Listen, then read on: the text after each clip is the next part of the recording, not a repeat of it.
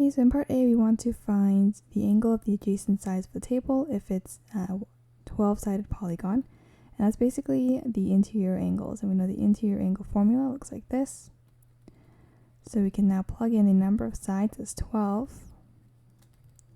And we'll get 150 degrees for the angles. In part B, we want to know if the angle between the adjacent sides of the table will be equal if one pair of opposite sides are twice as long as the other sides.